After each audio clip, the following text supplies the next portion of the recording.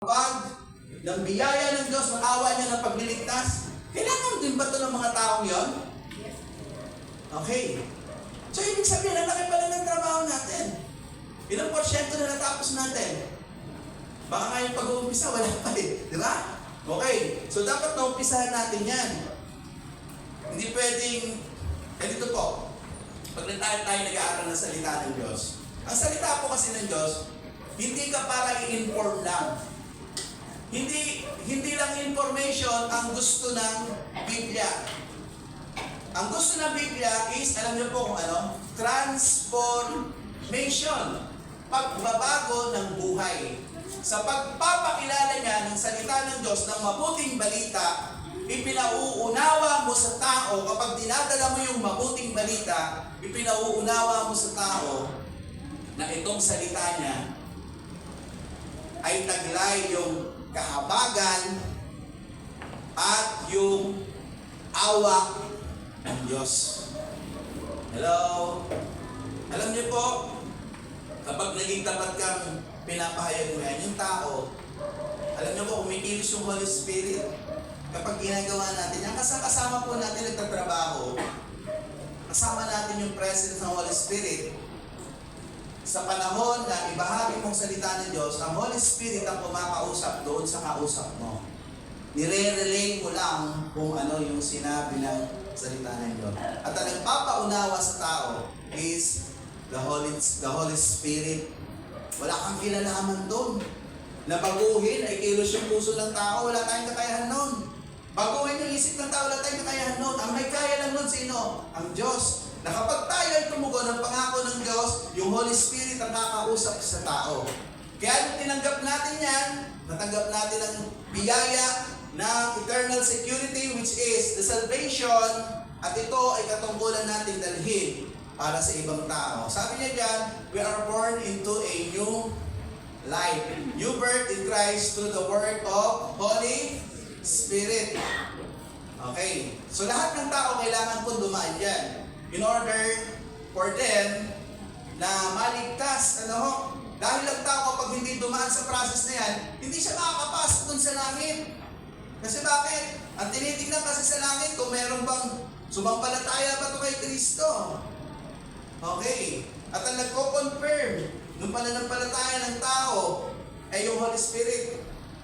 Kapag nakita ng Holy Spirit na tinanggap ng isang tao si Kristo, mananahan siya. Yun yung trabaho niya. Manahan, baguhin. Kaya nga kung titingnan natin, pagkapit ng Panginoon dun sa langit, ano ba yung iniwan niya? Sabi niya, antayin niyo yung banal na Espiritu. Siya yung magtuturo sa inyo ng lahat ng sinasabi ko sa inyo. So sa panahon po natin, gumagawa ng Holy Spirit para palaguin yung mga mananampalataya. Okay. So sa paggawa na sa buhay natin bilang mga mananampalataya, minsan nadidipit yung purpose mga kapatid. Alam niyo yun? Minsan nawawalan tayo ng focus doon sa purpose po na pinapagawa ng Panginoon. Next slide please. Okay, pangalawa, pakibasa niyo nga po. Okay, we inherit heavenly treasure na, sabi niya dyan, verse 4, nakakamtin natin ang isang kayamanang walang kapintasan, di masisira, di kukupas, ang kayamanang iya'y nakalaan sa inyo doon sa langit. Okay.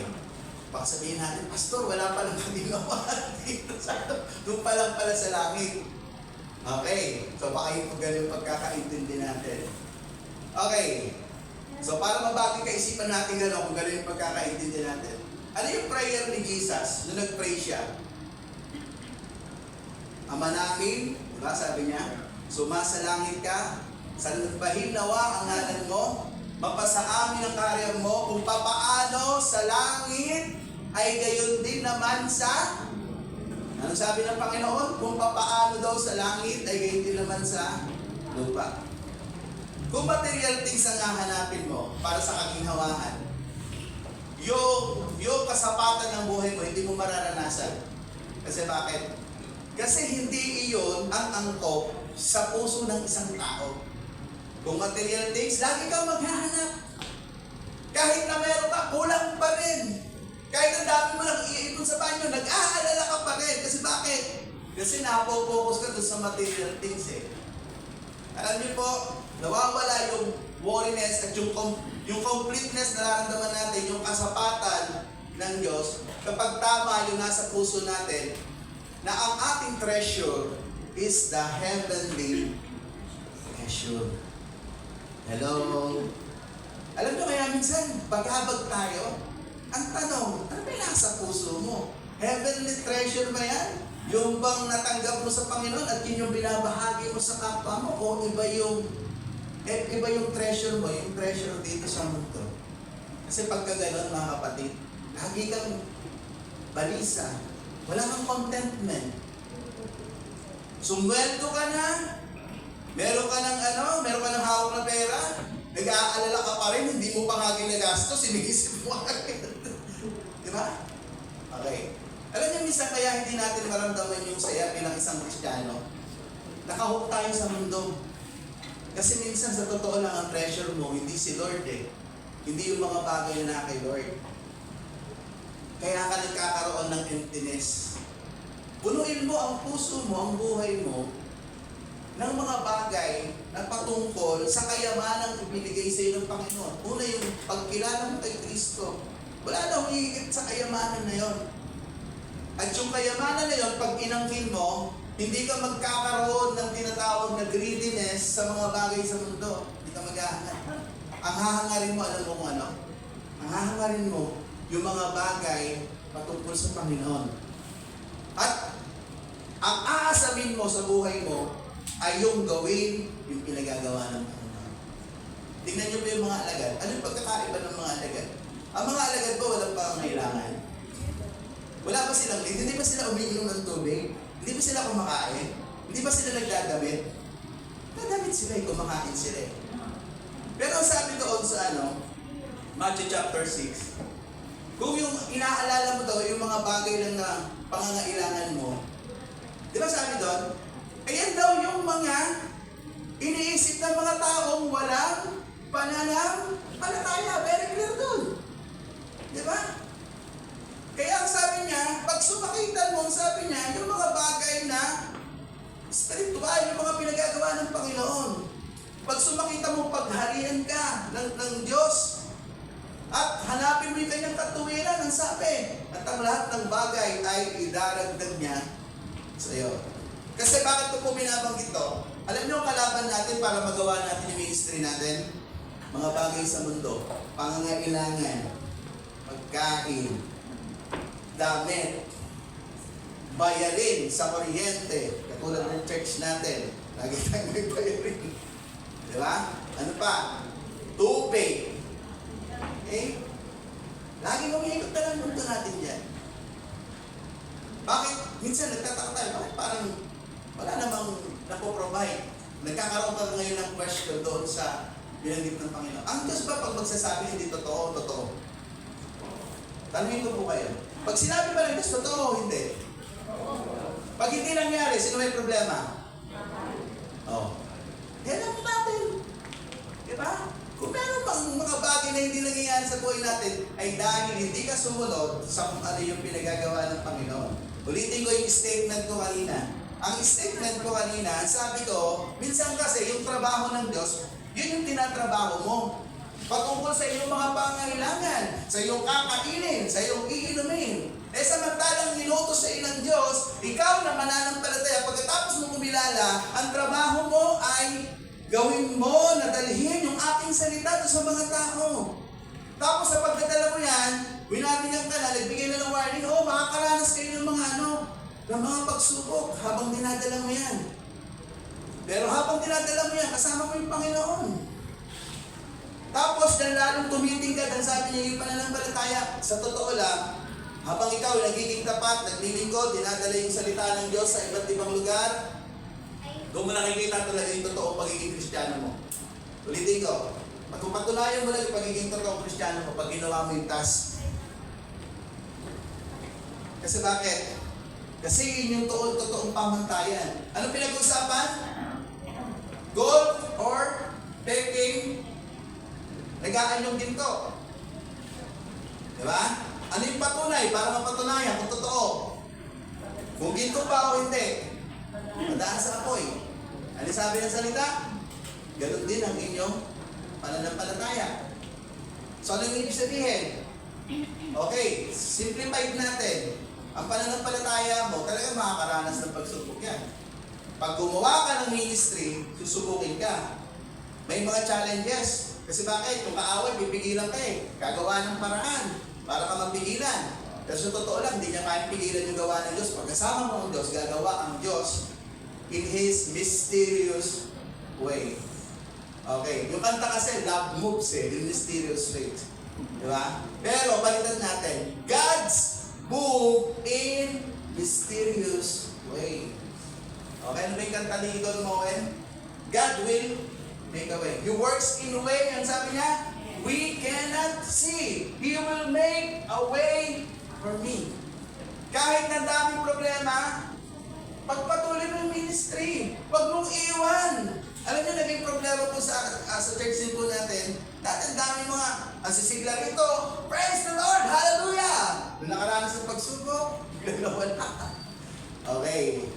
So, kasama talaga yun sa buhay, mga kapatid.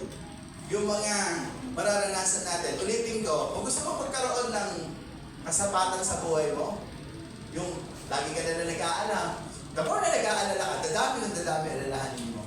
Kasi bakit? Yung nasa puso mo kasi mali. Ang nauuna sa puso mo, pangangailangan mo. Ang pukya sa puso mo, yung mga bagay patungkol sa Diyos. Because we are created in the image and likeness of God. Ang Diyos ang naglagay ng tamang shape kung ano ilalagay dyan. Alam ng Diyos kung ano ilalagay mo dyan. Anong utos ng Diyos? Ang ilagay mo sa puso mo, yung mga bagay patungkol sa kanyang kaharian. Kung gusto mo ng contentment, kung gusto mo ng saya, doon po natin mararanasan yan. Hindi sa pera. Hindi sa meron tayong ipon sa bangko. Hindi dahil sa ari-arian po natin. At kung magiging ganun ang focus natin, sasabihin ko po sa inyo, 100% or 200% magagawa mo talaga yung ministry. Hindi ka mawawala. Amen? Hello? Pakiclick nga. Next slide, please. Okay. Nakakasunod ba po tayo sa message? Pangatlo, ang sabi niya, we are protected by God. Sapagkat kayo'y lumampalataya. Ang sabi niya, iingatan kayo ng kapangyarihan ng Diyos samantalang hinihintay ninyo ang kaligtasang nakalaang ihayag sa katapusan ng panahon. Yung salvation kasi, given na yun, liligtas na tayo ng Panginoon. Hinihintay na lang natin yung tinatawag na yung katapusan. Amen. Nakaredy na. Ngayon, habang nakaredy, ano gagawin mo? Anong gagawin po natin? Given na yun eh. Andiyan na yung kaligtasan. Ano gagawin mo ngayon? Gawin mo yung task. Di ba? Yung pagkatawag sa iyo, kung paano siya sa iyo mabuting balita, meron kang katungkulan, ipasa sa iba. Hello? Isa ng mga Kristiyano, nakakalungkot, madamot. Makasabihin natin, Pastor, di lang madamot Kristiyano. Kristiyano nga tayo, mapagbigay nga tayo. Madamot. Kasi maraming Kristiyano hindi nagsishare ng Word of God eh. Ano ba yung word na share? Ano ba yung word na share sa Tagalog? Iba, hagi. Ano yung meron sa'yo? Kaligtasan. Sinare mo na ba sa iba? Pag hindi mo sinare, sabihin, may bagay kang importante sa'yo, hindi mo naalok sa iba. Minsan nga, nangiinis ka sa madam, ang damot naman ito, hindi magbigay ng ano. Yaman-yaman naman, hindi na magbigay ng ano man lang. Okay? Pero alam nyo, pinaka-importante sa atin yung meron tayo, which is the salvation. Yung tinanggap natin, siya rin naman ating ibabahagi sa iba. Amen? Sino po yun? Sino yung tinanggap natin? Si Christ. Sa buhay natin dito, habang sa pagtanggap natin, meron tayong tatrabahuhin. Huwag kang umalis doon, kapatid. Kasi kapag umalis ka doon, sasabihin ko sa iyo, ang daming isipin, ang daming mga pag-aalaala hanggang sa dumating yung time na hindi ka nakakatulog na sa gabi. Sino may kasalanan? Ang Diyos ba o ikaw? Hindi kasalanan ng Diyos. Kasi kasalanan natin yun. Yung inuutos ng Diyos, din natin ginagawa. Siyempre, pag hindi mo ginawa ang Diyos, yung pangako niya, hindi mo mararanasan. Tama po ba? Ang Diyos, nagbibigay siya ng pangako, tinutupad niya yung pangako niya doon sa totoong gumagawa. Pero kung hindi mo ginagawa, mag-expect ka ng pangako, meron ba noon sa trabaho, Hindi mo binigay yung best mo, hindi mo ginawa ng task, tapos gusto mo pa i-promote ka ng iyong boss. Baka sabihin ng boss, kapal ang mukha mo. Hindi mo na nga ginawa yung, tinadaya mo na nga yung trabaho. Gusto mo i-promote pa kita. Nag-gets niyo po ba? Ibig sabihin, yung mga bagay na pinagagawa ng Panginoon, pag ginawa po natin, si Lord yung bahala po sa atin. At ulitin ko po, kung gusto niyo magkaroon ng peace of mind, tsaka yung hindi mo feel yung emptiness, kakulangan, mag-focus ka kay Lord. Yung mararamdaman niya. Tingnan yung mga alagad. Yung mga alagad na naglingkod pa sila, kumpleto pa sila, sabi nga ni Apostol Pablo naranasan ko na gutom. Di ba? Wala akong makain. Naranasan kong naranasan niyang bugpugin, naranasan niyang malamig yung panahon, wala siyang ibalabal. Subalit sabi niya, sa lahat ng ito, kayo pa rin, ang sabi niya, ang iniisip ko. Saan siya nakapokus? Sa pinagagawa ni Lord. Paano niya na-overcome yung mga hirap na yun? Kasi kay Lord siya, nakapokus siya. Kaya natin pagtagumpayan ng mga problema. Alam niyo, ang problema, sa totoo lang, hindi po tumatambay. Ulitin ko sabihin mo sa katabi mo, ang problema hindi tumatambay. Okay, sino yung tumatambay sa problema? Ikaw. Ang hiling mo talaga. Hindi mo talaga tumambay. Okay, huwag niyo tambayin yung problema. Di ba? Yung problema wawala yan kapag nag-focus ka kay Lord. Kusang aalis yan kasi bakit? Bibigyan ka kasi pagtatagumpay ng Panginoon. Next slide please. Okay. So sabi niya dyan, our life in this world, pakibasa nga po, our life in this world is full of trials. Maraming mga pagsubok talaga dyan. Next slide. Okay, pakiclick nga. Next slide. Ang buhay natin dito sa mundo ay pansamantala lamang at dito sinusubok, sabi niya, at hinuhubog ng Diyos ang ating pananampalataya. Next slide please. Okay, sabi niya dyan, believers in the time of Peter are facing trials. Ano po yun? Yung mga trials na yan, they refuse to worship the emperor. Kasi nung time po na yun, nung panahon ni Apostol Pablo, panahon ni Pedro, ay na-implement na yung emperor worship. So, inaano po yan, no? They refuse to worship the emperor as God and thus were viewed as atheist and traitor. Okay, pangalawa, they refuse to worship at pagan temple. Kasi nung time po na yon, yung mga pagano, ang dami. Doon sa trade-in, andun yung mga pagano, nagpupunta doon sa mga, karamihan ng mga pagano, mga traders, mga mangangalakal, mga negosyante. At ano yung problema ng mga Kristiyano? Pag sila naging Christian, kasi may community ng mga traders doon, ng mga businessman, parang sa panahon natin, di ba may mga businessman club, ganon. Inaalis sila doon. Kasi bakit? Kasi hindi na sila sumasama doon sa kanilang ginagawa. May culture ang mga pagano Kailangan in ka doon para kasama kanila. So yung trials, yung mga paghihirap na naranasan ng mga mananampalataya doon na born again, hindi na sila sumama. Ano yung mangyayari? Aalisin sila doon sa grupo na yon. Ano apektado? Buhay nila, negosyo nila. Ganun po yung nangyayari noon. Yun yung mga nararanasan nilang hirap that time. Pero, nag-prevent sila kasi bakit? Si Lord ang may control yan. Si Lord ang gagawa. Number 3, pakibasa nga po. They didn't support the Roman ideals of They didn't support the Roman ideals of self-power and conquest, and the Romans scored the Christian ideal of self-sacrificing service. Okay, meron pa ba? Okay, pang-apat, tingnan niyo po. They exposed and rejected the horrible immorality of pagan culture. Ang pagano po kasi kultura, iba-iba yung ginagawa po dyan. Against doon sa will of God. Iba yung ginagawa nila. Mga ibang bagay. Against God yung ginagawa nila.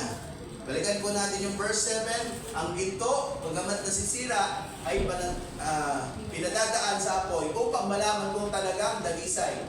Kaya hindi naman ang inyong pananampalataya na higit na mahalaga kaysa ginto ay sinusubok upang malaman kung ito'y talagang tapat. Sa gayon, kayo papupurihan, dadakilain at pararangalan sa araw na mahayag si Kristo. So ito po yung makikita po natin. Kung ano yung ginawa ng mga Kristiyano. Sumama ba sila sa mundo? Naging focus ba nila yung mundo? Ano yung makikita natin doon? Inihiwalay nila ang kanilang sarili sa kultura ng mundo. Bagamat nandun sila sa mundo kanilang ginagalawan, ang buhay nila ay nakapokus kay Kristo. At ano man yung kanilang maranasan, ang tanong, nakapagpatuloy ba sila? Nakapagpatuloy po sila. Kasi bakit? Kasi ang pangako ng Panginoon, sasamahan ko kayo hanggang sa kahuli-hulihan ng mundo. Kung titignan po natin, yung sinabi sa Biblia, ang sabi niya, makamtan mo man ang buong mundo o kayamanan sa buong mundo, ngunit mapapahamak naman, ang sabi niya, ang iyong kaluluwa, anong buting may tutulog dito sa iyo? Wala. Ang pinaka-importante lang po talaga, alam niyo po, ang mananatili, yung ating pananampalataya, yung paglilingkod natin sa Panginoon hanggang sa kabilang buhay, andun yung reward. Lahat ng bagay mawawala, ipon mo sa bangko, nananakaw nga yan, di ba? Pera mo na-scam. Yung isang araw lang, yan, umalis si Pastora, pumunta din sa ano. May nag-deliver po ng ano ba yun? Yung sa akin yung nag-deliver. Okay, sa Shopee. Pero JNT, di ba? Akala ko naman may order siya. Sabi ko, order na. Binaharap ko, pagdating niya, wala pala siyang order. Okay, sabihin, scam yung ano, nakuha yung ano niya, na-hack. Yung, baka yung sa Facebook niya, gano'n. So, ang daming mga bagay dito sa mundo na ginagawa ang tao na kasamaan. Pero, tayo dapat mabuhay tayo doon sa kung ano yung pinagagawa ng Panginoon. Amen? Merong isang gawain. Merong isang task. Ang buhay natin ay para kay Lord, hindi para sa mundo. Ulitin ko, ihiwalay mo ang buhay mo sa mundo para mo magawa yung task. Kasi hindi pwedeng in between. Na ito yung pinagagawa ng Panginoon, ito yung mundo. Dito lang ako, pastor, gitna lang ako. Hindi pwede. Mamimili ka. Bagay ba sa mundo o para yung mga pinagagawa ng Panginoon? Kung ikaw ay isang tunay na mananampalataya, anong pipiliin mo? Yung bagay ba ng mundo o yung pinagagawa ng Panginoon? Lahat ba dito totoo mananampalataya? Diba? Parang nag-iisip na tuloy na. Lahat pa rin totoo mananampalataya. Kung totoo tayo mananampalataya, ay isa lang ang pipiliin natin. Pipiliin natin pinagagawa ng Panginoon. Bago po ako mag-end, ngayon pag pinili natin pinagagawa ng Panginoon, nakahanda na ba tayong gawin to? Dapat handa po tayo. Amen? Kasi tinawag ka, pinili ka ng Panginoon para sa gawain na una ikaw ay iligtas, pangalawa ay gawin natin yung pinagagawa ng Panginoon. Pag ginawa natin to, doon natin maranasan, kapatid, sabihin ko sa iyo yung totoong saya.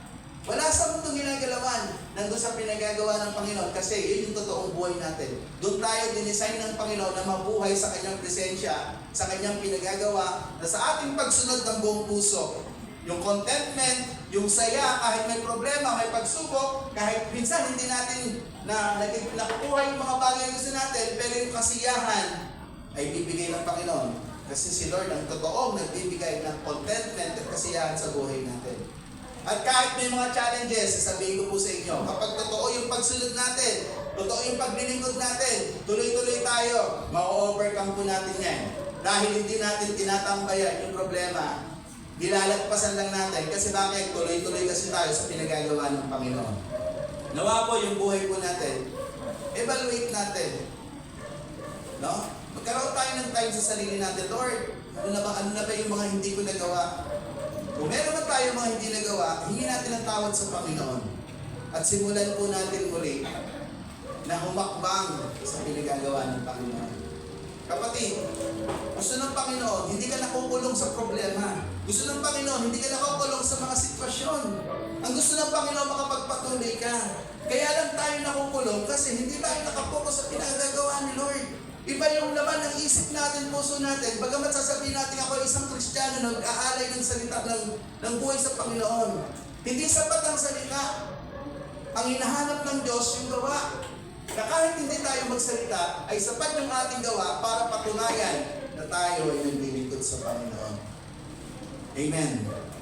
Nawa po makita ng Diyos sa ating puso yung pagnanasa na Lord, Gamitin mo akong muli. Lord, gusto kong magpatuloy. Lord, gusto kong gawin yung kalooban mo. Kung nais po natin yung gawin, tumayo po tayo po ay manalangin. Ito yung bang taas po natin ang ating kamay sa Panginoon. Habang ako po ay nananalangin, pagkaroon po tayo ng pakikipag-ugnayan sa Panginoon. Bawat isa, mag-concentrate po tayo sa presence ni Lord. Alam niyo po, ang presensya ng Diyos, hindi po madamot ang Diyos. Minsan wala lang tayong time. Minsan wala lang tayong focus. Minsan, hindi lang natin pinapansin, kaya hindi natin nararanasan. Pero kung ang ating buhay isesentro natin sa Panginoon, walang dahilan para hindi magparanas sa atin ang Panginoon. Sa umaga pong ito, ang presensya ng Panginoon ay nasa ating paligid. Gusto ka ng Panginoon na gamitin sa buhay mo. Masyado ka lang busy, masyado ka lang maraming iniisip, masyado ka lang maraming bagay na karga-karga, dala-dala sa iyong puso. Kapatid, i-lay down mo na kay Lord. Alisin mo yan. Kasi hindi makakatulong yan sa iyong paglilingkod. Ang ilagay mo sa puso mo ay yung pinagagawa ng Panginoon. Upang maramdaman mo yung saya, upang maramdaman mo yung sigla, upang maramdaman mo yung presence ng Diyos na kumikilos, gumagawa, dahil andun siya sa puso mo, kumikilos sa puso mo. Manalangin po tayo. Lord, sa umaga pong ito, ang dami pong bagay na kailangan po namin gawin. Ang daming bagay, Lord, ang daming oras, panahon na nasasayang.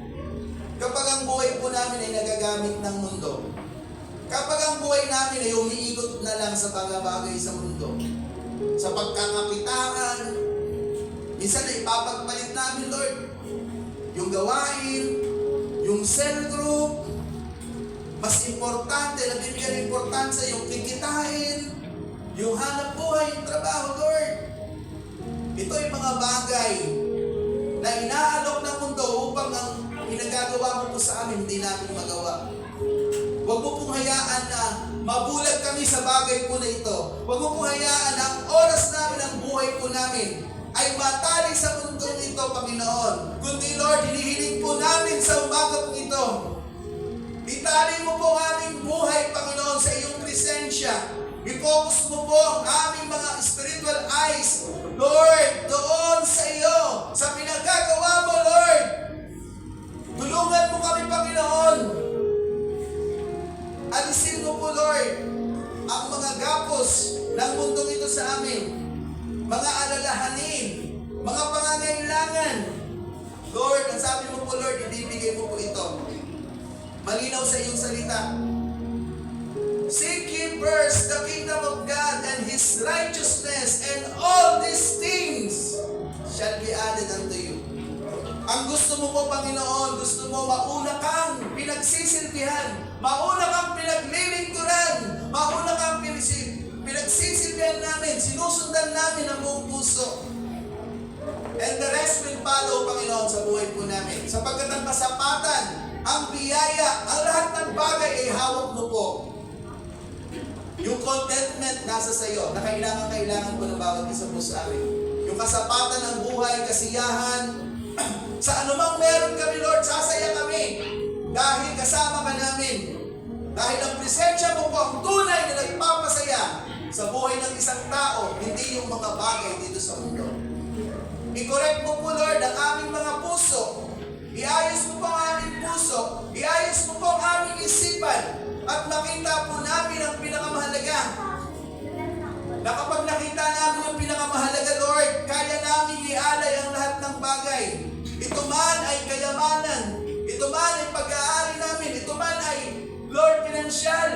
Hindi kami magkakaproblema sa iyo kasi, Lord, hindi ito yung pinakamahalaga. Ang pinakamahalaga sa amin, sa aming puso, ay ikaw na aming Panginoon, na aming sinusunod ng buong puso. I-correct mo po, Lord, ang aming puso. Baguhin mo po ang aming maling landas. I-focus mo po ang aming landas ng aming paglilingkod po sa iyo. At sangkapan mo kami ng iyong kapangyarihan upang magawa po namin may kahusayan sa tulong at biyaya mo po, sa paggabay ng iyong banal na Espiritu ang iyong ipinagagawa, dahil ikaw ay ibabalik at titignan mo ang iyong mga anak kung ginawa po namin yung pinagagawa mo. Lord, aming hiling, tulungan mo kami na maisakatuparan po namin ang iyong kalooban. Maraming salamat po sa iyong salita sa umaga po ito na nagtutuwid po sa amin, na nagpapaunawa po sa amin. Purihin ang iyong dakilang pangalan. Sa pangalan ni Jesus, ang lahat ng anak ng Diyos ay magsabi ng Amen. Amen.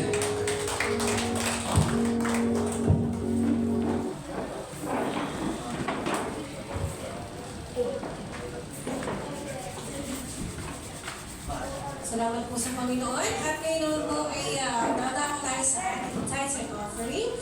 Sa panguna po ng ating Sister Christine. Magandang umaga po sa ating lahat. Sa ating pong pagbibigay ngayong umaga, naway maging bukal po ito ng kagalakan at pasasalamat sa ating mga puso. Ang bawat handog na ating binabahagi ay isang pagsamba at pagkilala sa mga biyaya na natatanggap natin mula po sa ating Panginoon. Hindi sa halaga ng ating binibigay sinusukat ng Diyos, kundi sa tapat at pusong handang mapagbigay. Kaya't mag-alay tayo ng may pananampalataya na alam nating ang ating mga handog ay magagamit para sa ikalalago ng kanyang kaharian. So maraming salamat po at nawa ay pagpalain po tayo ng Lord in all aspects of our lives sa pamamagitan po ng ating bukal sa ating mga puso na paghandog sa Panginoon.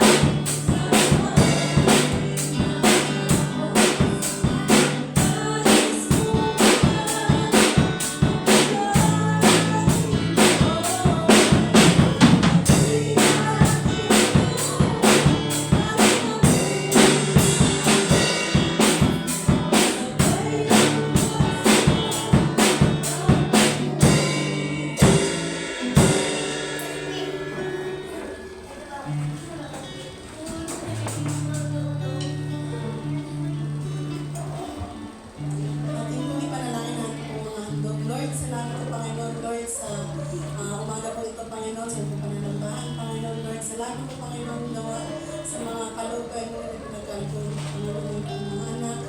Kayo po nawa, Panginoon, siyang magbalik, Panginoon, ng siksikatigil po mga po pagpapala kami sa bawat isa, sa bawat hanap buhay, o mga pinagkakabuhay po ng bawat isa, Panginoon, Lord. Sa mga hindi ko nakapagkaloob, Panginoon, Lord, pagpalain niyo po nawa sila, Panginoon, upang maging damihan din po sa inyo, Panginoon. Lord, pag-amin po nawa namin, Panginoon, ang mga kaloob na ito, Panginoon, para po sa kalalago, Panginoon, ng pong iglesia, O God. Salamat po, Ama, sa ito na pinagalitan natin. Mapulit pasalamat sa pangalan ni Jesus. Amen.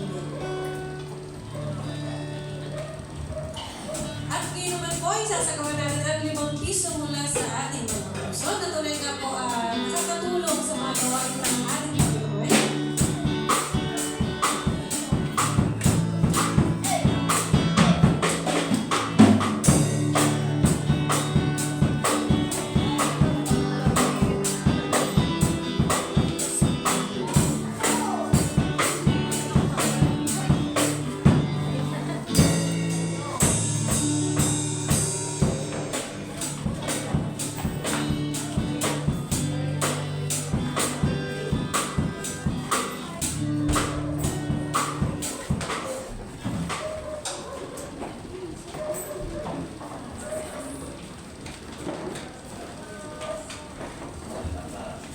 Hindi po natin awitan ang ating Panginoon. Inaanyaw po ang lahat ng tuloy ay standing over.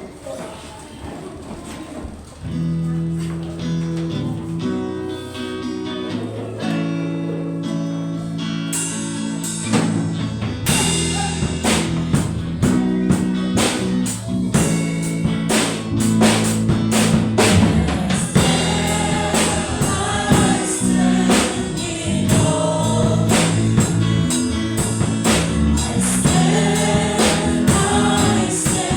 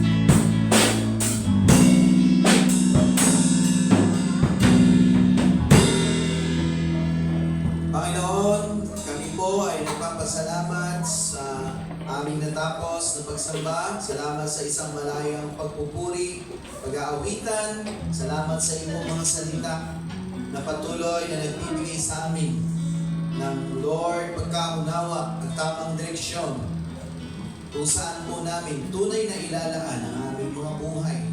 Ang buhay namin ito ay para po sa iyo, para sa layunin, sa purpose and plan na ihanda mo po sa amin.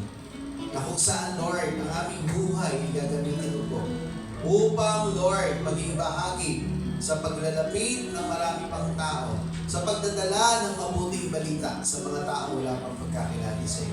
Pagpalain mo po ang aking mga kapatid, ang kanilang buhay, ang kanilang pamilya. At dalangin ko po, Lord, ang kanilang pananampalataya, yung palalimin, patatagin. Ang layunin mo po, Lord, ang plano mo po, ang siyang pag-iamanin mo po sa aming puso. At Lord, tumugon kami na may sigasig, may katapatan, may buong siglang sumusunod sa iyo, Panginoon, upang tuparin, Lord, ang iniatas mo po sa amin. Dalangin ko po, Lord, panatilihin mo po ang kalusugan, kalakasan, at ang anumang pangangailangan ng aking mga kapatid ay iupunan ayon po, Lord, sa iyong pangako, ayon po sa iyong biyayang, Lord, na nais pagkaloob sa iyong mga anak. Ingatan mo po ang bawat isa. Ilayo sa pong uri ng kapahamakan, karamdaman, at ang kalakasan na nagmumula sa iyo. Ang iyong pagpatnubay, ang iyong pagkalinga, ang iyong proteksyon, ang iyong pag-ibig, ang maranasan po ng bawat isa po sa amin. Sa sandaling ito, sa pagtataas ko po ng aking kamay, iparanas mo po sa amin ang iyong pong mayamang basbas. Ang pag-ibig ng ating Amang nasa langit, ang patuloy nating maranasan, ang pagliligtas ng ating Panginoong Hesus, at ang patuloy niyang pagpapalago sa ating pananampalataya, at gayon na rin ang pakikipisan ng Diwang Banal, ang siyang sumaating lahat mula ngayon at sa magpakailanman. Amen. Amen.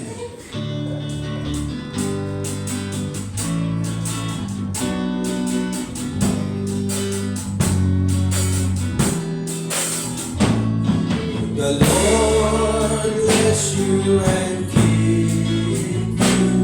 The Lord make his patience upon you and give you peace, and give you peace, and give you peace forever. The Lord be gracious to you. The Lord make his face shine upon